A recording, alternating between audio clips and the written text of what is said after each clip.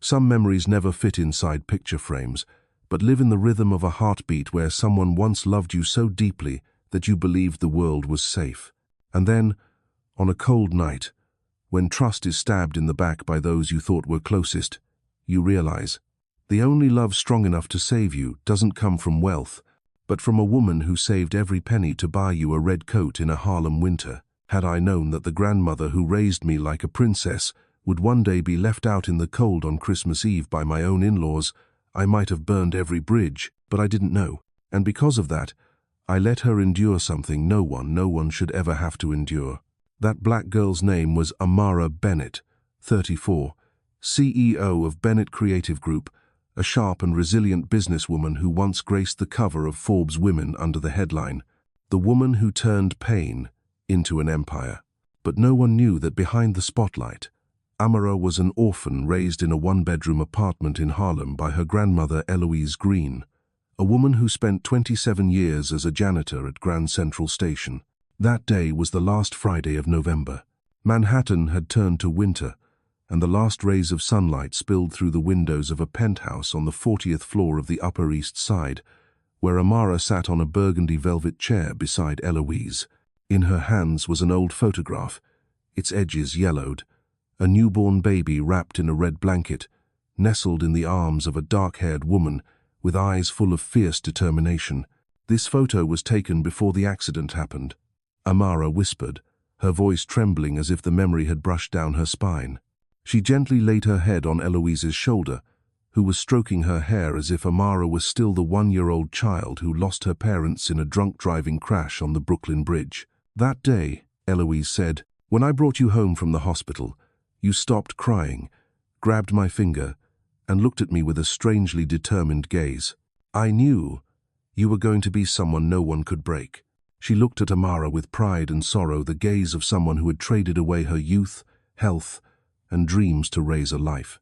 Amara nodded, her eyelids damp. She remembered the nights Eloise worked graveyard subway shifts, then returned home at 6 a.m. to wake her for school, toasting bread on a broken electric burner and reminding her again and again, "You can be poor, but you must never cheapen yourself." "Do you remember that winter?" Amara asked. "The one where I wanted a red coat like the girls at school?" Eloise chuckled softly, then her voice dropped. "I remember. I worked extra shifts cleaning classrooms at the med school. My hands bled from the bleach. But when I saw you open that box on Christmas morning, it was worth it." Amara laughed through her tears. "That was the most beautiful coat of my life. It made me feel like a princess, even though we lived in a leaky apartment with no heat throughout January." Eloise squeezed her granddaughter's hand. "Real love turns small things into something great. It turns hardship into strength, sacrifice for survival." At that moment, the front door lock clicked softly, and a warm baritone voice rang out from the entry. "Are the two most beautiful ladies in New York ready for a dazzling evening?" Grayson Caldwell, 38, walked in as if the world were his runway. His Tom Ford suit was still crisp after a full day of closing deals on Wall Street. He stepped forward and kissed Eloise on the forehead. "Grandma, you're looking so elegant tonight." Amara stood up and embraced her husband. Grayson wasn't just the man she loved, he was her symbol of safety, the one who promised he would never let her feel alone. Their love lasted over 3 years, built on respect, companionship, and shared dreams. "What are we celebrating?" Amara smiled, eyes curious. Grayson twirled her in the marble-floored living room. "The Whitmore deal closed today. $28 million in profit, and a seat in the Billionaire Club." He turned to Eloise. "All thanks to your incredible granddaughter, the queen of negotiation." Eloise clapped her hands. "Oh, my Amara. From that cramped little room to a woman the whole of Manhattan looks up to." They popped champagne, laughed under crystal lights, and laid out plans for the Hamptons estate, their first vacation after having children, and the children to come. That night, after Eloise retired to her room, Amara and Grayson sat on the balcony, the city glowing beneath them. "What would I be if I hadn't met you?" Amara asked. Grayson tightened his grip around her hand. "I don't know, but I know one thing: you saved my life. You and Grandma showed me what real family looks like." Amara smiled, believing this love could weather anything. But she didn't know that just months later, the man beside her would remain silent when her beloved grandmother was treated like trash, that her blind trust in the goodness of the Caldwell name would lead to her grandmother sitting, trembling in the Texas cold, wearing a tattered maid's dress, ignored by everyone. And the photo, the yellowed photo of the two of them, it still rested quietly on the glass table in that lavish living room, silently witnessing it all. The phone rang at 3:47 a.m., like a crack through a perfect painting. Amara jolted awake at the sound of Grayson's heavy breathing beside her. He shot up, fumbling with his phone like a man ripped from the most beautiful dream of his life, and dropped straight into an abyss. "Say that again," Grayson barked, his hand trembling. "Empty account, what do you mean? What about the Cayman assets? What about the Salt Ridge Investment Fund?" Amara sat up, her head spinning. She had never seen her husband's face so pale. His icy blue eyes looked like they had shattered in a sudden storm. Grayson put the phone on speaker. A man's voice burst through the other end. "We've confirmed it. All accounts under the company name have been drained. The assets under Grayson Caldwell Holdings are frozen. And one more thing." The man hesitated. "We believe Mr. Bryce Langley used forged power of attorney documents to sell off the shares and route the money to untraceable offshore accounts. The Department of Justice is preparing an arrest warrant." Amara felt a chill pass through her body, like someone had opened a skylight straight into her soul. Bryce Langley, Grayson's closest friend. He was the best man at their wedding. The man who once stood before a priest vowed to protect this family like his own blood. She remembered the dinner 3 weeks earlier Bryce had played with their daughter, hugged Grandma Eloise, and called her Mama Greene. And now, "How much?" Amara asked, her voice drained of all life. Grayson inhaled deeply, as if delivering a death sentence. "Everything. It's all gone. $286 million in assets, stocks, properties, investment portfolios. Bryce took it all. He even mortgaged this penthouse without me knowing. We're over $70 million in debt. The FBI will freeze everything within 48 hours.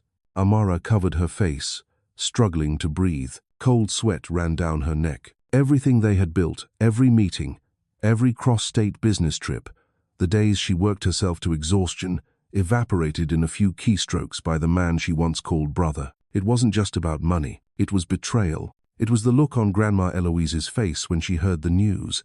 Not panicked, just quiet, like an ocean being pulled into an undertow. She still carried the morning tea tray, placed it gently on the bed, and sat beside them silent, like someone who had endured too many collapses to fear them still. "Grandma?" Amara choked. "Calm down," she said, patting the pillow gently. "Tell me everything." Grayson recounted it all, step by step. His face was soaked in sweat, and his voice broke as he spoke of Bryce forging his contract signature, how the assets were transferred in a single night, how trust had been sold cheaper than failing stocks. Eloise didn't cry. She just held her granddaughter's hand. "We still have each other, and we have a chance as long as we have each other." Amara burst into tears, not because of the money, but even after giving up her entire life, her grandmother still focused on what remained, not what was lost. "Grandma," Grayson whispered, calling her that for the first time, like a lost child. "I failed. I made your granddaughter lose everything. I robbed you of your peaceful old age. I'm the worst kind of man." Eloise gripped his shoulder and said slowly, "Grayson, love doesn't only exist when everything is fine. You haven't failed because you lost money. You only fail if you let yourself become the man who gives up. I need you to stand up, because you are part of this family." The man who once strode confidently across the NASDAQ floor broke into sobs in the arms of a 7-8-year-old woman who once scrubbed toilets to raise an orphan. He buried his face in her lap like a boy finding his mother again. Amara sat there, witnessing it all and understanding. Empires can fall, but some embraces never break. 3 days later, FBI agents, attorneys, and logistics staff arrived one after another. They sealed assets, carried out priceless paintings, Italian chandeliers, and even the custom crib Amara had ordered for their daughter. Eloise quietly folded her belongings, just a few old photos, a recipe notebook, a broken watch. No one heard her complain. Only Amara knew that tucked inside the scarf around her neck was a letter she had written to Amara's grandfather 30 years ago, never sent. "Where are we supposed to stay?" Amara asked Grayson as the last moving truck pulled away. Grayson stared at the floor. "My brother Miles in Austin. He has a few rental properties. They said, there's a small house we can use temporarily, for the three of us." Amara froze. Miles Caldwell, the man who once asked her at their engagement party, "So is your family still in Nigeria, or have they all moved here?" Knowing her grandmother was born and raised in Chicago, she remembered Talia's glare, her sister-in-law looking like she'd smelled garbage when Eloise sat at the dinner table. She remembered the pointed mums every time Grayson said, "My grandma raised Amara into the woman she island." Something cold crept from Amara's heart to the hand, gripping her suitcase. What she didn't know was this: the moment Grandma Eloise stepped into that house in Austin would be the beginning of her life's most painful 40 days. And Grayson, drowning in shame, would not be there to protect her from the cruelty disguised as family. 2 weeks after leaving the penthouse, Amara moved into a small apartment in the Bronx, a worn-down studio rented from an old college friend. She no longer had an assistant, no private car, no white marble island kitchen or balcony overlooking the park. All she had left was a wooden crib for her 5-month-old daughter, an old tablet, and a suitcase containing company documents, papers that the FBI hadn't seized because they were under a different legal entity. On the first rainy afternoon since the move, Amara received a video call from Grandma Eloise. The screen showed her sitting in a cramped kitchen, wearing a worn-out sweater, behind a dull brick wall and a curtainless window. Yellowed light cast over her pale face. "How are you, Grandma?" Amara forced a smile. "I'm fine," she lied. "It's warm here. Miles and Talia are busy, so I'm helping the kids." Though the call lasted only 3 minutes, Amara noticed something. The chair her grandmother sat on was a plastic patio chair, and her voice was raspier than usual. After the call, she sat still. A fire of anger flickered in her chest. But before she could dial back to press further, something broke through her thoughts. A small, old wooden box in her handbag left behind by her grandmother before leaving for Texas. It was carved with maple leaf patterns, and in one corner, a handwritten inscription read, "Open only when you truly need to." Amara placed it on the tiny kitchen table, her hands trembling as she opened the lid. Inside were faded documents, a handwritten letter, a legal file, and a silver key. She unfolded the first letter, her grandmother's familiar handwriting.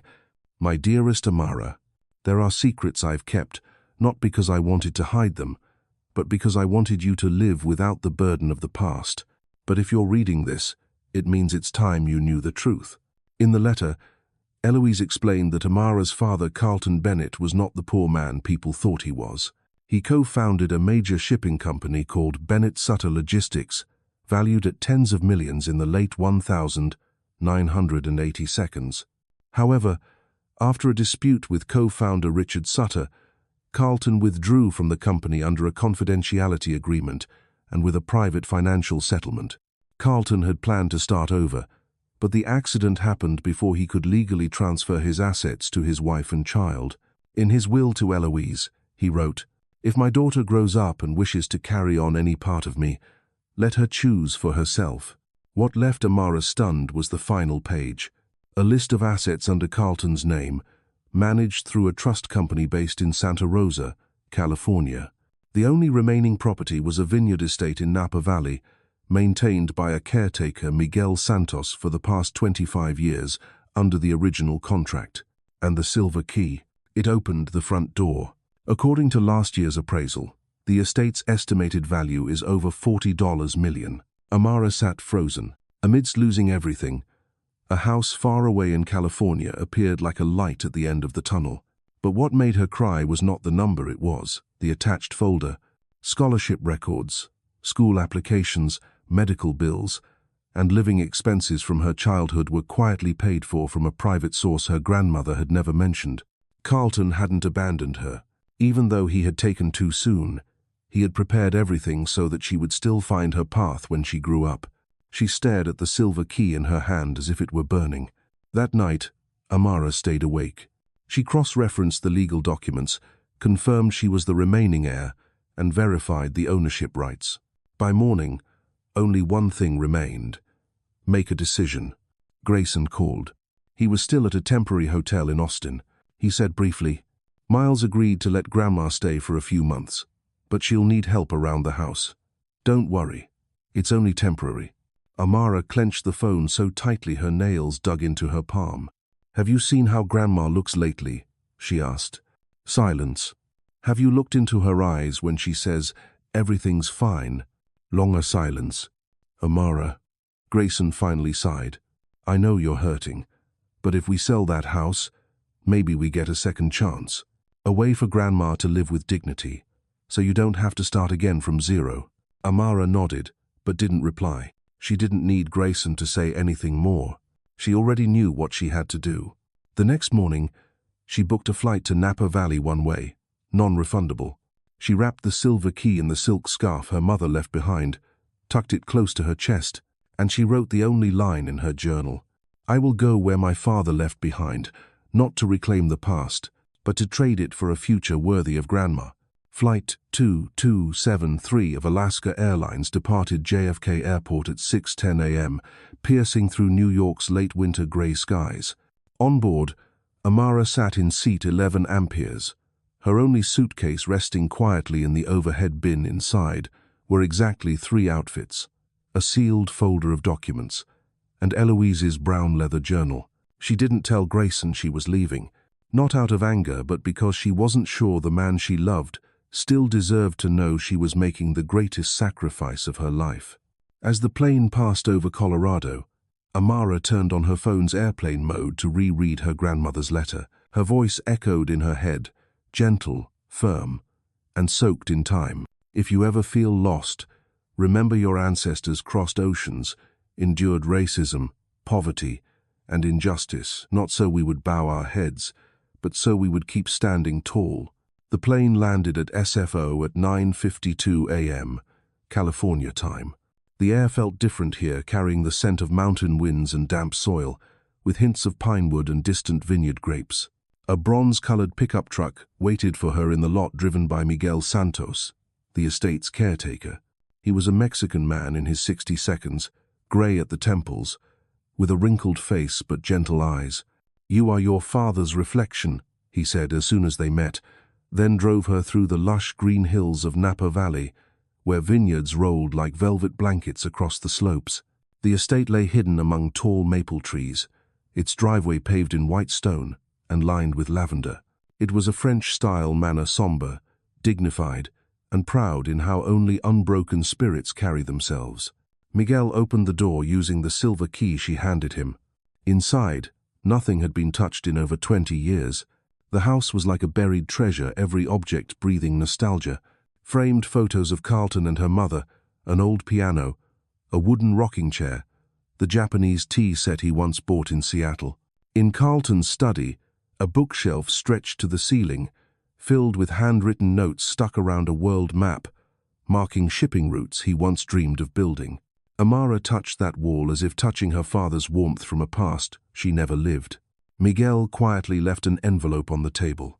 "This is the latest appraisal from Becker and West Realty. If you decide to sell, I can call them. They've been waiting for you for 5 years." Amara picked up the envelope but didn't open it.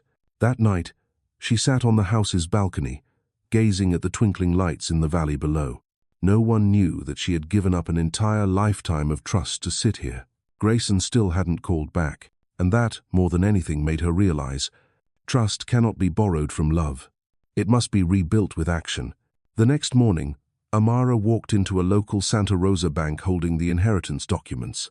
She asked to open a new account under the name Eloise Greene Foundation, with the stated mission: resettlement, dignity restoration, and emergency financial assistance for elderly women of color who have been unjustly treated. The bank clerk was surprised when she listed her grandmother as the holder of the full power of attorney. Amara smiled. She spent her life caring for others. Now it's my turn to create a world where she doesn't have to bow and beg for kindness. That afternoon, she signed the property valuation contract with the condition that all proceeds from the sale would go into the foundation and that Eloise would be the first beneficiary of fully equipped home in any state of her choosing. Leaving the office of Becker and West, she finally opened her phone and decided to call Grayson. He answered after 3 rings. "Hey, I'm in Napa Valley," she said immediately. "At the house my father left behind." He was silent. "I'm going to sell it," Amara continued. "Not for the money, but for the woman you left to live like a maid in Austin." Grayson sounded choked. I'm sorry. I was silent for too long. I felt ashamed, powerless, and couldn't bear facing you." "No," she said, "you didn't face her. And that's what I can't forgive." A long pause. "Can I make it right?" he finally asked. "Please give me a chance." Amara exhaled softly, eyes wet with tears. "Not for me. Start by apologizing to Grandma with action, not words." Before ending the call, she added one last sentence. "I don't need you to protect me from poverty. I need you to protect what's right even when it's hard." 3 weeks after signing the contract to sell the Napa Valley estate, Amara brought Grandma Eloise home to Savannah, Georgia, where she had bought a small white house with blue trim, a front porch, a red-tiled roof, and 2 ancient oak trees casting shade along Magnolia Bluff Drive. The house wasn't big, but it was enough for a woman who had finally worked to live in peace and dignity. When Grandma Eloise stepped down from the private rental SUV, Amara stood waiting with open arms at the porch steps. She wore a modest beige linen dress and carried a small handbag. Her face was noticeably gaunter, but her eyes still shone. "You're crazy," Grandma chuckled softly, glancing around. "Why would you spend all this on an old lady?" Amara took her hand and led her inside where everything had been prepared. The fridge stocked with food, a freshly made bed, a bookshelf filled with novels by Toni Morrison, Maya Angelou, and the warmth of other suns. "Because you are my foundation. If I am a house, then you are the first brick. You deserve the very best," Amara said, her eyes brimming. The first day passed in calm relief. Grandma Eloise slept a whole night without being startled by strange footsteps for the first time in many years. The next morning, she rose early, made tea, turned on the radio playing Ella Fitzgerald jazz, and read her late husband's Bible not in between jobs, but in peace. But on the 3rd afternoon, as Amara returned from the bank, she found Grandma sitting on the porch, clutching a letter. "Grandma?" Amara called, concerned. She didn't answer. Amara sat beside her, and Grandma handed her the envelope, to Mrs. Eloise Greene, sent from Austin, Texas. Inside was a card written in a firm, cold hand. "We hope you are well. If there was any misunderstanding regarding the treatment you received at our home, please understand that the situation was tense. Your help watching the children and tidying up was necessary, not meant as an insult. The Caldwell family never intended to demean anyone. Please keep what happened confidential. Talia and Miles." Amara's face flushed with rage. "Keep it confidential? Not meant as an insult. Help watching the children a polite way of describing how they made a 7-8-year-old woman do housework, unpaid, without privacy, and eat children's leftovers. I'm writing them back," Amara said, her voice trembling with fury. "No need," Grandma interrupted, still gazing at the yard. "People like them. Live in a prison made of arrogance. We do not." But something inside Amara shattered. Let it happen not because of Caldwell's arrogance, but because Grayson had known all along. That night, after Grandma went to bed, Amara quietly entered the study, opened her laptop, and logged into her personal email, where she had saved digital journals from her 3 years of marriage. She searched through Grayson's emails, old messages, family photos, and then she froze. A bank statement showing a $5,000 wire transfer from Grayson to Miles, dated the same day Grandma started staying in Austin. The note read, "For the arrangement, thank you." She burst into tears, not because of the money but because of the wording. The arrangement, as if sending Grandma to live like a maid was a business deal. Our negotiation. She didn't know which hurt more, Miles's cruelty or the silence of the man she once thought was honorable. The next day, Grayson called. His voice was weary. "I want to come to Savannah, to see you, to see Grandma." Amara was silent. Then she said, "If you come, don't bring flowers. Bring a genuine apology. If not, Stay where silence feels familiar to you. She hung up, stood, and stepped out to the porch where Grandma was tending to a newly planted jasmine bush. "Do you want to go somewhere?" Amara asked. Grandma looked up, squinting. "Yes, I want to go to the beach. I want to put my feet in the sand, hear the wind and waves without worrying if someone will throw me out tomorrow." Amara smiled, leading her back inside. She opened a map and circled Tybee Island, a 45-minute drive from Savannah. She booked the hotel immediately and prepared 2 wide-brimmed hats. She decided she would tell Grandma the truth, but not with anger, with action, and it would be on Tybee Island where waves crash without prejudice, where the blue sky embraces both rich and poor, where the South breathes in peace, that Amara would begin the journey to restore her grandmother's dignity to where it always belonged. On the road turning toward Tybee Beach, rows of palm trees stretched high like they were waving to welcome a returning traveler. The early summer sunlight shimmered on the Savannah River's surface, making everything sparkle briefly, as if the universe was trying to wash away the painful remnants of the past month. Amara drove slowly, glancing in the rear-view mirror, where Grandma Eloise sat wearing a wide-brimmed hat, resting her head against the window, lips curled in a faint smile, as if dreaming of her youth. "You know," she said as they crossed the bridge connecting the mainland to the island, "the last time I saw the ocean was in 1998. I was mopping floors for a white family in Jacksonville. They let me out to the backyard for 15 minutes, where I could see a sliver of sand. But I wasn't allowed to go down because sand dirties feet and messes up their house." Amara gripped the steering wheel tighter, her chest swelling, ready to burst. This time, Grandma continued, her eyes lit up. "I'm going down there. I'll dip these old feet into that sand. Ain't nobody stopping me." When they arrived at Tybee, they rented a small sky-blue bungalow steps from the beach.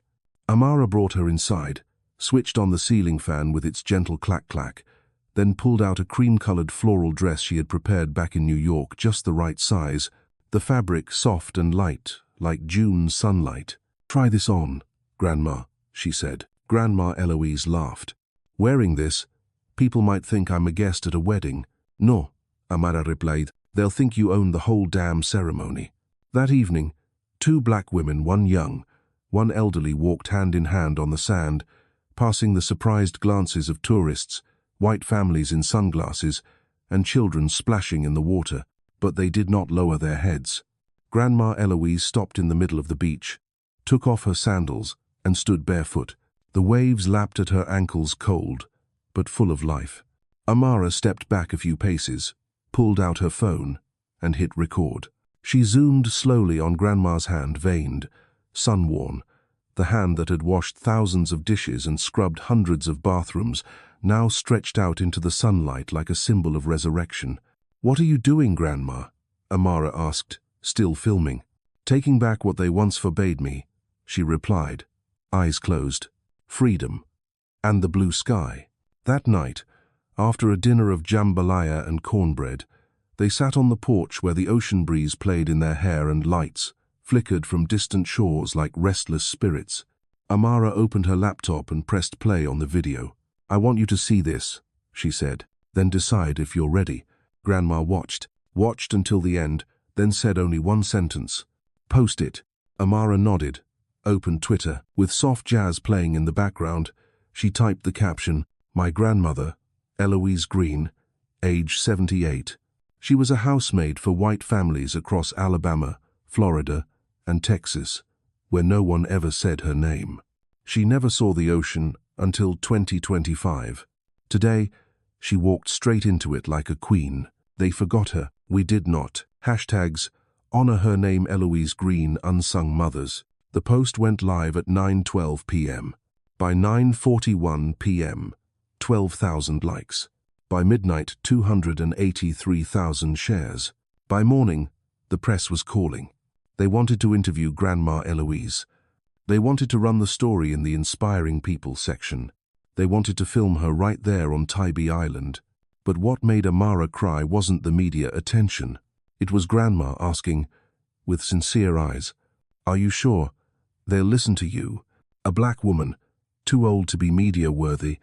Amara held her hand tight, precisely because you're the woman they never wanted on their screens. Today, they must see you. Not just you, but all the women who were made invisible for generations. Within 48 hours after the video was posted, the name Eloise Greene appeared in the spotlight of major media outlets: The Atlantic, NPR, New York Times, The Root, Essence. The photos of her standing on Tybee Beach, arms stretched toward the sunlight, became a symbol, not merely for their beauty, but for what they stood behind: a lifetime of erasure, a haunting question about how many women like her had been bypassed by history without recognition. When CBS This Morning sent a film crew to Savannah, Amara was the one to greet them at the gate. The host, Maya Whitaker, a respected black journalist, arrived with the audio team, her eyes filled with understanding and respect. The interview took place on the porch. Grandma Eloise wore a plum-colored long dress, her hair neatly tied up, and small pearl earrings, the only pair Carlton had ever given her. When the camera rolled, Maya asked, "Mrs. Greene, how do you feel now that all of America suddenly knows your story?" She looked directly into the camera. "I don't need America to know me," she said slowly. "I just need some young girl, mopping floors in silence, to know she has worth." At that moment, Maya fell silent. Even the cameraman held his breath. "My granddaughter did something the system tried to prevent. She put my name back into history.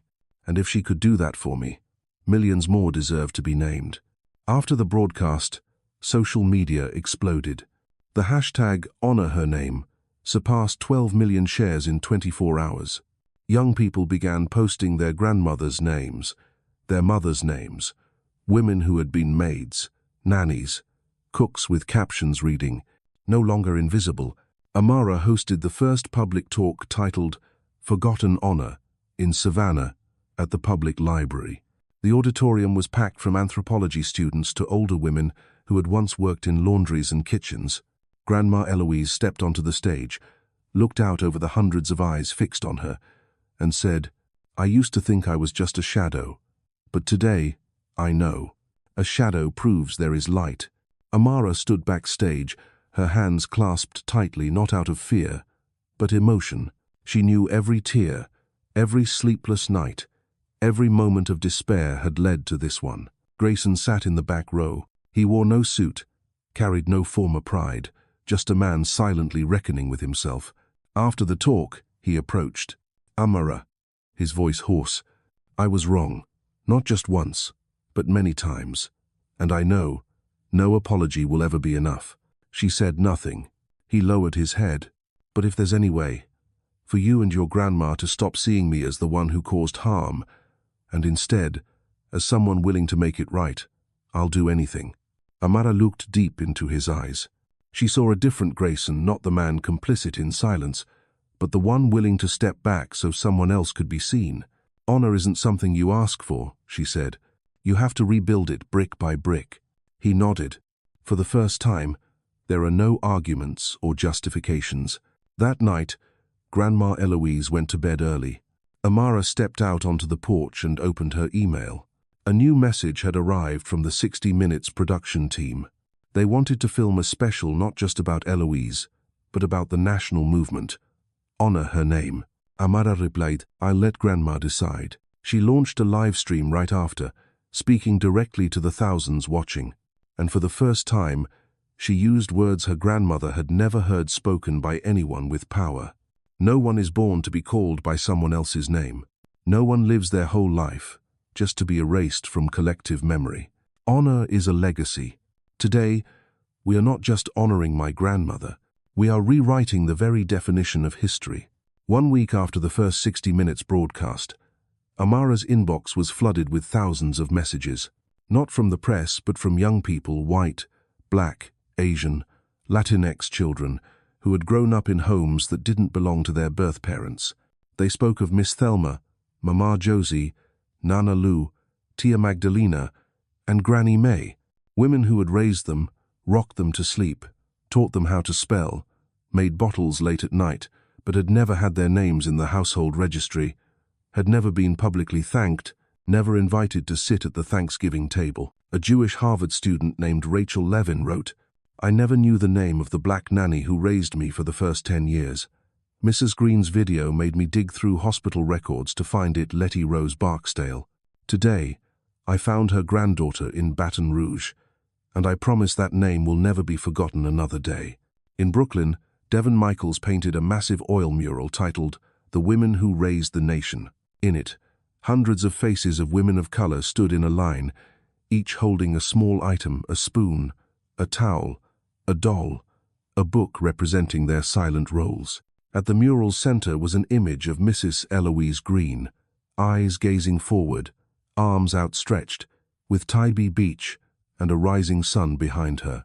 Amara and her grandmother were invited to the National Museum of African American History and Culture in Washington, D.C., to receive an honorary certificate and contribute to a new exhibition called Invisible Architects. When Eloise Greene was announced in the main auditorium, more than 400 people rose in applause. She walked up to the podium, her hands trembling, but her voice steady. "I have no degree, no records, nothing to prove I ever existed, except the memories of the children I once rocked to sleep. Today, if I'm standing here, I have a granddaughter who refused to let her grandmother be seen as temporary. And if any of you were ever raised by someone invisible, please write down their name, hang it up, carve it, sing it, because the ones never mentioned are the ones most easily forgotten." Grayson sat in the back row, eyes red. He had started visiting schools in his transport network, launching an Honor the Hands program, inviting students to share stories of the adults who had cared for them beyond their biological parents. He didn't do it to redeem himself. He did it because he had learned the difference between remorse and change. The following week, Savannah officially named a new community garden in the Southside neighborhood after Eloise Greene. She had lived in a tiny rental in this area for 32 years. The plaque on the gate read, "Eloise Greene Honor Garden, where the once forgotten are allowed to bloom." Amara stood beside her at the ribbon-cutting ceremony, sunlight gleaming on the hands that had once been calloused from scrubbing floors, now raised to cut the ribbon, amidst resounding applause from the community. Grandma turned to her granddaughter and softly whispered, "If Carlton could see this, he'd say, 'I always knew you weren't born to disappear.'"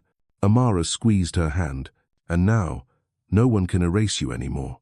That night, on the old sofa, Grandma Eloise rested her head on her granddaughter's shoulder. Amara opened her phone, scrolling through hundreds of new messages, this time from elementary school children sending drawings. One of them, from an 8-year-old girl, showed her grandma with a wobbly caption, "Grandma Bessie isn't famous, but Grandma is a superhero in my kitchen." Amara cried with a smile. The younger generation finally had begun to name those who had once been forced into silence.